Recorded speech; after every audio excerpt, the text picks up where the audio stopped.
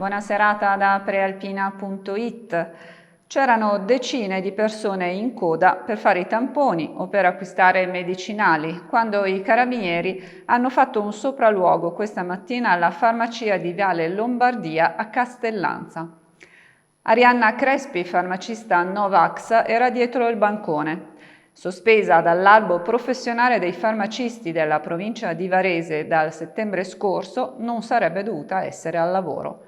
Al momento sono in corso accertamenti. La farmacista rischia una denuncia per esercizio abusivo della professione e una multa da 1.000 euro. Quando i carabinieri si sono presentati, un'altra collega in regola stava eseguendo i tamponi. Secondo quanto riferito da alcuni testimoni, Arianna Crespi era intenta a servire i clienti e i militari le hanno ordinato di allontanarsi. In molti a Castellanza avevano saputo della sospensione. Vedendola ancora all'opera, alcuni hanno segnalato il caso alle autorità. Ci spostiamo a Gallarate.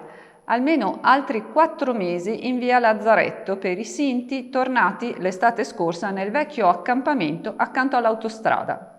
Con una ordinanza pubblicata oggi, il TAR di Milano ha confermato la sospensione dei provvedimenti di sgombero emessi dal Comune di Gallarate nei mesi scorsi, come aveva richiesto il legale delle famiglie Luca Baucio.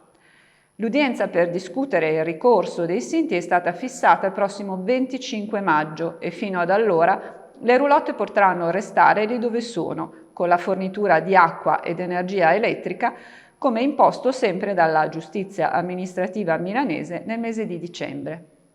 All'origine della nuova sospensione il fatto che il Comune non avrebbe ancora compiuto il riesame richiesto dal TAR nei mesi scorsi e non avrebbe ancora depositato i provvedimenti con cui si è disposto lo sgombero del 2018.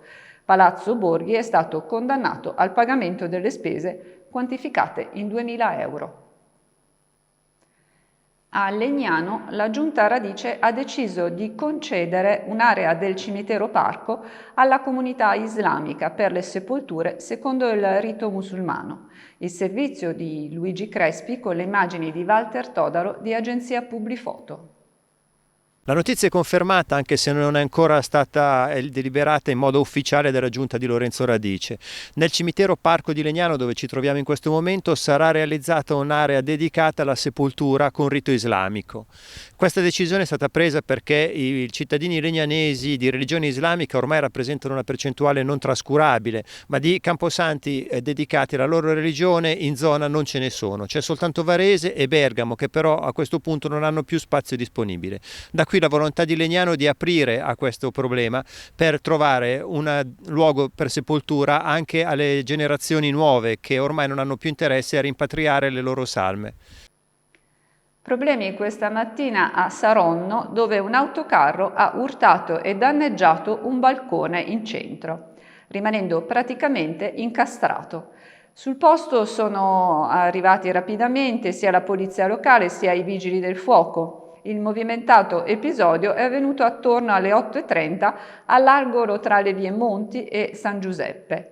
Il camionista, che pare fosse diretto a un vicino supermercato, ha finito per urtare il balcone. Si è subito fermato e ha atteso l'arrivo della polizia locale, che ha provvisoriamente chiuso la strada, mentre i pompieri hanno provveduto a svolgere i necessari sopralluoghi e a mettere in sicurezza la zona. Chiudiamo con il basket. L'olandese Johanna Rojakers, con una ricca esperienza maturata tra Belgio, Slovacchia, Germania e all'NBA con Rio Grande, è il nuovo coach dell'Open Geomatics Varese. Questa mattina si è presentato in maglietta e pantaloncini. Vediamo il servizio di Giuseppe Sciascia con le immagini di Angelo Puricelli di agenzia Blitz. John Rojakers, new coach of Open Geomatics Varese, a great challenge in a difficult moment for the team, una grande sfida in un momento difficile per la squadra. Yes, obviously we are in a difficult situation, but it's not impossible. We're basically, 2 games, 1 game, from being safe. That's the goal for the moment. I think the only way we can turn around is by playing defense. I really believe that a team that plays defense does not go down. You know, we're obviously for the moment the worst defensive team in the league, so we have to start on the defensive end and show a little bit more fight. Situazione difficile ma non impossibile, siamo a una sola partita dalla salvezza, la cosa fondamentale sarà aumentare l'intensità in difesa, siamo l'ultima difesa del campionato, migliorare lì sarà la base di tutto.